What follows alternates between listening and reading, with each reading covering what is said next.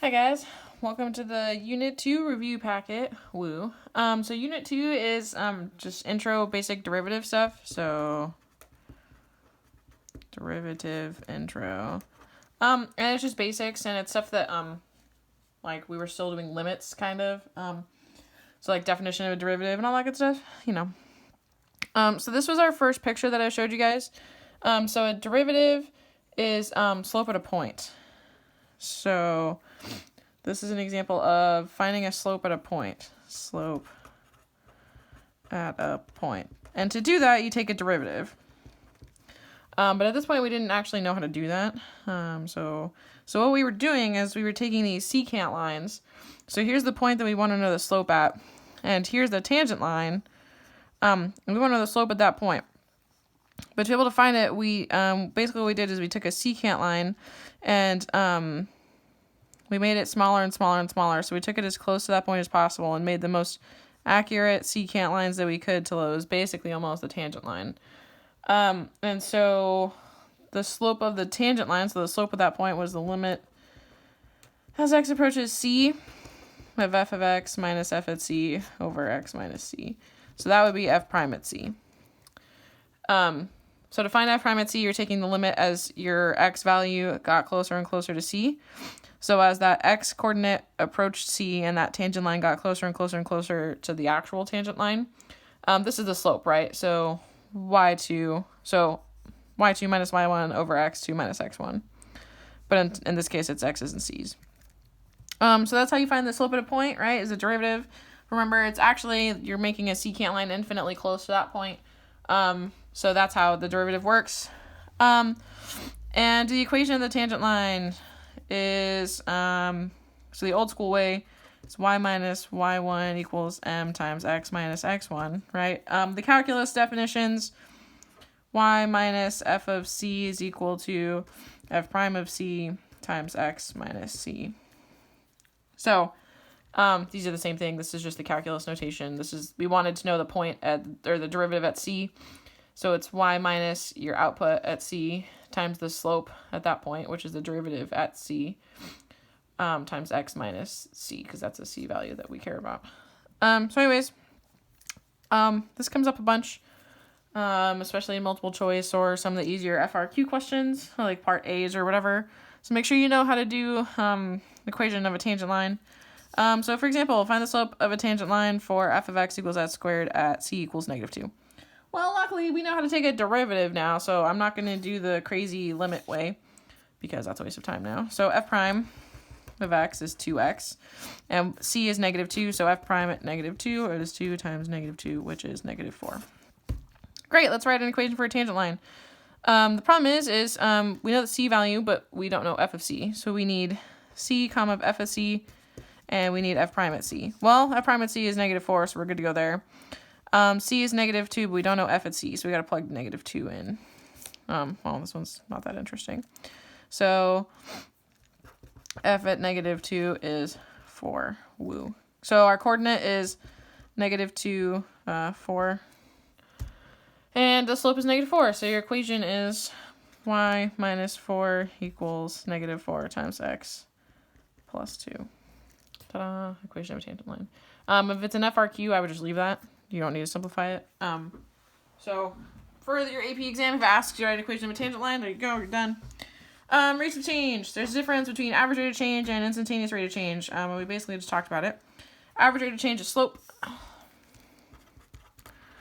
So y2 minus y1 over x2 minus x1. That's the algebra 1 way to do it, right? But in calculus, we know that it's our farther point minus our point that we care about. So f of x minus f of c over x minus c. So back up here in this picture, we care about c, x is farther away. So the slope between these two lines would be this one minus that one. And then instantaneous rate of change is slope at a point, which means derivative. So these three things all mean the same thing, right? Slope at a point. So your slope that you care about, instantaneous rate of change, derivative. These all, like, if you see these two phrases, that means take a derivative. Which we just wrote down the definition, but that's a limit as x approaches c of f of x minus f of c. So getting infinitely close to that tangent line, right? So this is the slope of like some secant line. And as that gets closer and closer and closer to your tangent line that you care about, you're taking a limit. But we know how to take a derivative. So you can just do f prime with c plugged in. Yeah, so hopefully this is all a review. So here's an example. Derivative of a function at a number. We know how to do this now without doing all that limit crap. So f prime of x is 4x minus 3. And if we want to know the derivative at a number, you plug it in. So f prime of 2 is 5. 2 times 4 is 8, minus 3 is 5. Ta-da! For the record, this stuff was super ugly when we first learned it because we had to do the limit still. And so this problem in our 2.1 notes is a limit, and we had to factor, and it was terrible. But we know stuff now, so we're good. All right. Oh, my table didn't print well. My printer is not working. I still need to figure out how to fix that. That's awesome. So given a table, and this is something that comes up a lot. I imagine that you'll have some kind of table question on the FRQ questions because they always emphasize equations, tables, and graphs. So I assume that you'll still have some kind of mixture of that because that's like a pillar of calculus. So given a table, it's continuous. So remember that's important because it needs to be continuous for the limit to work. Well, it doesn't have to be continuous to the point that you're taking a limit, but it needs to be continuous.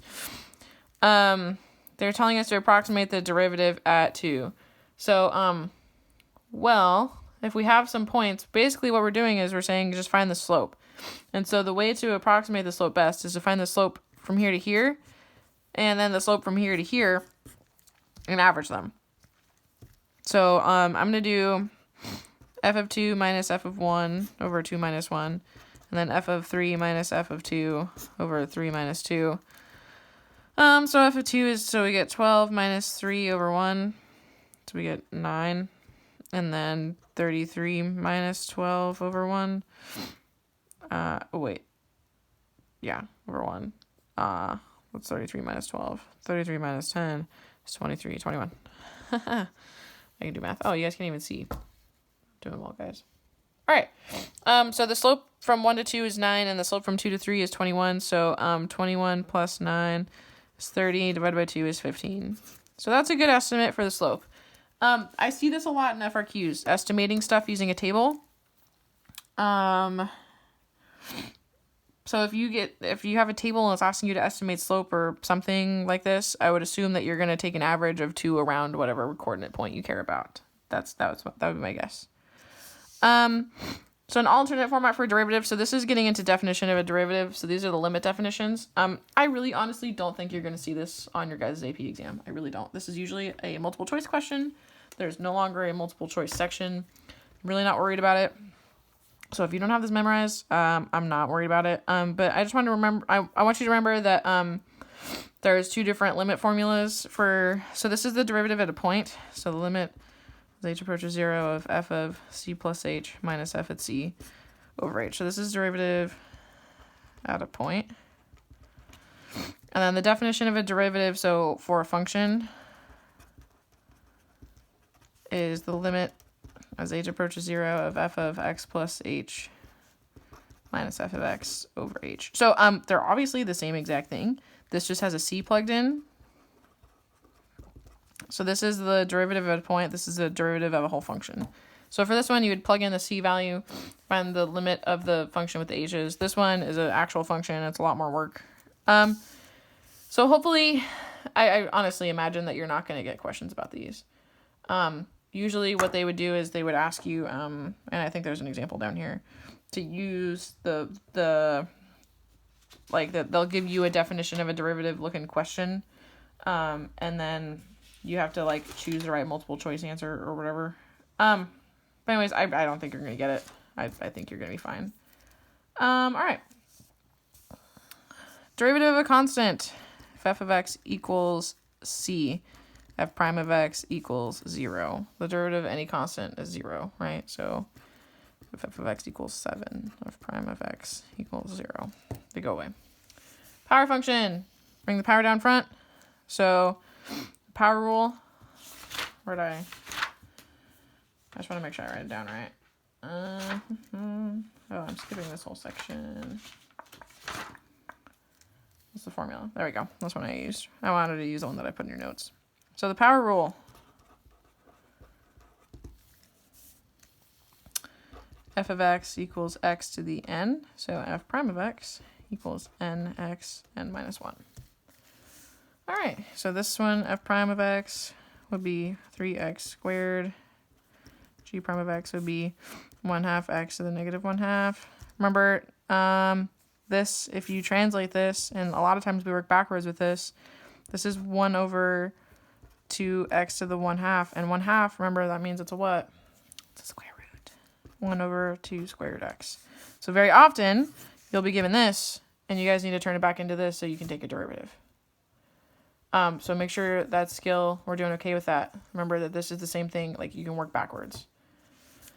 Given the limit definition thingy, so they're telling you that this is the limit definition of a derivative. So remember, they've plugged 3 in because they want to know the derivative at 3, and they're telling you that it's this, but this doesn't really help you, right? You don't get a number out of this. So remember, the way that the definition of a derivative works is you plug in like the whole x plus h thing. So wherever you have an x plus h chunk, remember x in this case is 3 because they plugged 3 in. Wherever you have an x plus h chunk, that's like part of your function. And then there's always two parts. There's the x plus h part and the x part. And I told you guys just to look at the x plus h parts. So here's something with an h, here's something with an h. So that's our function, chilling right there. Minus when you plug just x in. So your function is, this represents a chunk, so x squared minus 2x. Okay, well, we know how to take the derivative of that. 2x minus 2, and then they want you to plug in 3. 4. 6 minus 2 is 4. Ta-da. But like I said, this, like I could almost guarantee this as a multiple choice question. Like almost pretty much guarantee there would be a multiple choice question about this. But because you guys aren't doing multiple choice, I don't imagine that you're going to see this. So I wouldn't be too worried about this. All right. Find points of f of x where f has a horizontal tangent line. What does that mean? If there's a horizontal tangent line, that means the slope is what? Y'all better know. That means the slope is 0. So what do you need to do? You need to take a derivative and set it equal to 0. And taking a derivative and setting it equal to 0 finds what? Critical points. Critical points. All right, f prime of x equals 12x squared minus 24x. Sweet. And then we're going to take that, set equals 0. That factors 12x, so then we get x minus 2. So x equals 0 and 2. Sweet. So these are your critical points. Great points. And so this is where we make a sign chart. They want to know when the derivative is positive or when the derivative is negative. So that's asking like increasing, decreasing, right? So I'm going to make a sign chart. We have 3 intervals. We have from negative infinity to 0, 0 to 2, 2 to infinity. And then you plug into the derivative. So a negative number. If I plugged in a negative, like negative 1. I don't know. Negative 1 squared is 1. Times 12. 12. Negative 24 times negative positive. This is going to be positive. Great. Plug in 1. 12 minus 24 is negative. And then plug in, I don't know, like 3. 9 times 12 is a big number. Minus 24 times 3. Yeah, no, it's going to be positive. Great. If you need to use your calculator and check that, go for it. So here's your sign chart. So that means that your function here is increasing, decreasing, increasing. So I'm also going to ask you, what lives here? If it's going from increasing to decreasing, this is a x. If it's going from decreasing to increasing, this is a min. Yeah, so this is increasing, decreasing, increasing. So when is your derivative greater than 0? From negative infinity to 0, 2 to infinity. So that's when it's increasing. When is your Derivative less than 0. That means when is it decreasing? When is your slope negative? All right. We're going to do a whole critical points thing. I just threw this in here because this was a nice, like, quick review. This is an easy problem. All right, cool. Oh, that's the first page. Rad. Moving on. What other derivatives are in unit 2? E's, ln's. Awesome. Derivative of e. You guys got this. The derivative of e to the x is e to the x. Always. Forever. So let's try doing a derivative. F prime of x equals 4 times e to the x is 4e to the x plus 15x squared. Duh. Derivative of ln x. You guys got this. Derivative of ln x is 1 over x. So 6 ln x would be 6 over x. Because it's 6 times 1 over x, which is 6 over x. Derivative of trig functions. Oh, yay. You guys got these. Right? Yes. Let me find my list and see how I put them in here.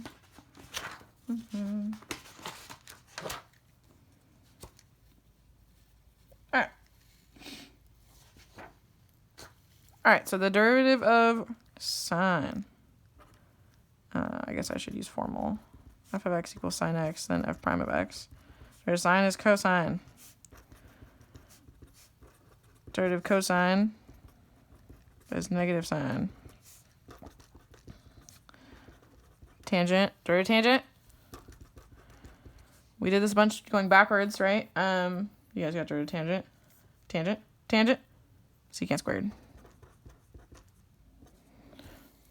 These three, you should have these memorized. These should just be, like, I get tangent is secant squared. That one's tricky. You guys should know that. These two, I think you got down. This one, you need to know this. Tangent is secant squared. Easy. You guys got this.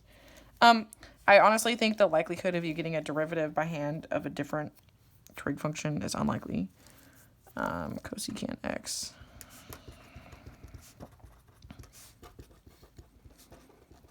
Like, I legit don't think you're going to get these. I wouldn't be super worried about memorizing these. If they come up, I don't know, just look them up real quick. Derivative of cosecant x is negative cosecant cotangent x. Oh, I need an x in there. Cosecant x, cotangent x. Derivative of secant is sectan. The derivative of cotangent is negative cosecant squared x. So remember, they kind of have, like, similar structure. They're not too bad. But like I said, I think that these three are the most likely. I'm not too worried about these ones. But let's try it. Y equals 3x minus 2 cosine x. Well, y prime would be 3. Derivative of cosine is negative sine. And there's a negative out front, so it's going to be positive 2 sine x. Woo! Oh, this one, I didn't even put it as a function. Doing well. Y equals. So y prime would be ln is 1 over x. Tangent is secant squared, so minus pi secant squared x. Woo! Hopefully this is going, like, hopefully this stuff is all, like, very, very much in your brain. So I'm kind of going quickly through this video. This stuff should be like, yeah, I got it. All right, product rule. Yeah, you guys got your product rule. Did I use function notation in your notes? Or did I use y's and x's? What did I do? Let's see. Derivative e, ln, product quotient. What did I use? Quotient rule, product rule. Okay, I use functions.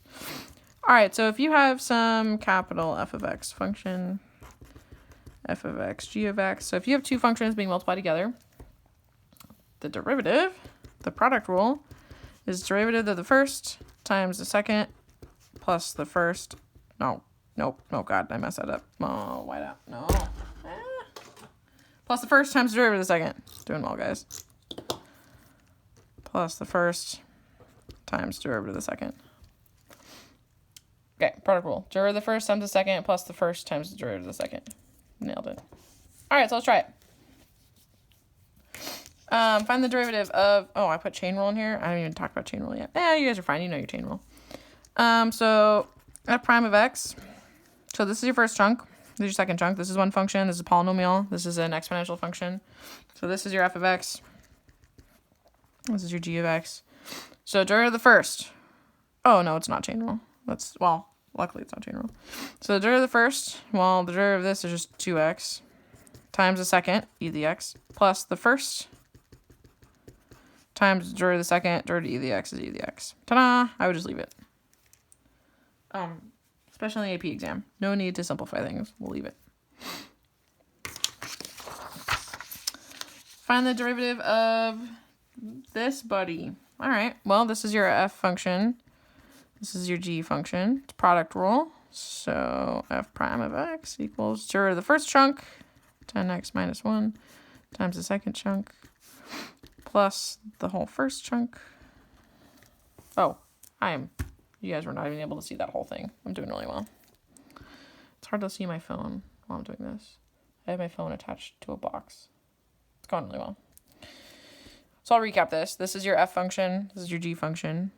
So derivative of the first chunk is 10x minus 1 times the second chunk, plus the first chunk times derivative of the second chunk would be 3x squared. All right, product rule. Just leave it alone. For your response, you don't need to simplify anything. Honestly, you guys had such a huge gift because the worst part about the multiple choice questions was the multiple choice choices were always simplified. And so you'd have to take time during multiple choice to simplify your answers to figure out which one you needed to pick. For your response, like, you just leave it, dude. You're good to go. All right. Find the second derivative plugged in at pi over 4 if f of x equals secant x. I'm going to give you guys this. It's probably on your trig one. Nice. Oh, yeah, that's easy. All right. So the first derivative of secant is sectan. Secant x, tangent x. But then you got to take the second derivative. Haha, you got yourself a product rule. So this is f. This is g. So derivative of the first. Oh, this is messy. Derivative of secant is secant x, tangent x, times derivative of tangent, which is, oh no, sorry. Oh my gosh, times tangent. Derivative of the first times the second. Plus the first times derivative of the second, which is secant squared x. Great. You don't need to simplify in for your response, but for plugging in pi over 4, let's make it a little bit nicer. You can multiply these together. So you get secant x tangent squared x plus secant cubed x. And then we're going to plug in pi over 4. So f double prime of pi over 4. All right. So secant of pi over 4 is root 2. So it's root 2 times tangent of pi over 4 is 1. 1 squared is just 1. I don't know, whatever, 1. I already wrote it. Plus secant at pi over 4. Secant at pi over 4 is root 2, so it's root 2 cubed. I would leave your answer as root 2 plus root 2 cubed. I would just leave it like that and call it a day. Yeah, no worries. I don't even think, I think the likelihood of you having to do something like this is low. Again, this is a very common multiple choice question, but it's good to practice our derivative trig stuff, you know. Trig is our friend. Quotient rule. If f of x equals f of x divided by g of x, then f prime of x is derivative of the first times the second minus the first times the derivative of the second all over bottom squared. Woo! All right, so this is your top function, this is your bottom function, this is f, this is g, so f prime of x. Derivative of the first is 2x times the second minus the first times derivative of the second, which is just 2 all over 2x minus 3 squared. FRQ, done, leave it. And our last question on this. Write the equation of the line tangent to, wow, that at 0. Great. Okay, well, if we need to write an equation of a tangent line, there are two things that we need. We need the coordinate c, f at c, and we need f prime at c. Our c value in this case, or our x value is 0. So let's find our coordinate first. So it's 0 comma something. Okay, well, okay, sine at 0 is 0, 0, 0. Are we at 0, 0? Sine at 0, 0, right? Questioning myself. My brain. I am teaching trig right now and algebra 2 as well. And my calculator's in degrees. Sine at 0, 0. Okay. All right. Cool. Clarifying. Good. So 0, 0, 0. Great. So we're at 0, 0. Rad. This is a really exciting tangent line. F prime is 0 though. Okay. Well, that means we need to find f prime. I think that's why I gave you this, because this is a nice derivative. Derivative sine is cosine 5. Oh my gosh. Cosine x minus 12x. Oh, and then look at that. There's a product rule there. Plus, I didn't leave enough room for that. Derivative of the first times the second plus the first times derivative of the second. Well, that's interesting. Woo! And then we're going to plug in 0. Okay, it's a little bit more interesting because cosine of 0 is 1. So we get 5 minus 0 plus 2 because e to the 0 is 1. 2 times 1 is 2. Plus 0 because of the x. So 7. Woo! So the slope is 7. All right, so our tangent line is y minus 0 equals 7 times x minus 0. Wow, how interesting. You could just leave this, or it's just y equals 7x. Cool. Happy fun times. Could have picked a more interesting point, but structure is the same. Honestly, if you're on NFRQ and you're running out of time, just leave it like that. They will accept that. That's awesome. This one was easy to do real quick, but honestly, like, that's the kind of stuff you guys like, just leave it. All right, well, that's Unit 2. That was everything from Unit 2, except for there was some derivative graph sketching, but I honestly don't think they're going to have you do that, and we did some more derivative graphing stuff later on that I think if you're going to get asked about, it'll be that. So I'm going to skip that section in Unit 2 and save it for later. When we talk about graphing derivatives and, like, interpreting derivative graphs and using it for, like, particle motion and stuff, I think that's way more likely. So, honestly, a lot of this Unit 2 stuff is more just checking in on your differentiation skills. We haven't done product rule in a while. We haven't done quotient rule in a while. Unit 3 starts right up with chain rule. I think Unit 3's got implicit and stuff. So Unit 3 is a good time. I'm going to try to get Unit 3 done here pretty quick, too, because Unit 2 is short. Yeah, let me know if you guys have any questions.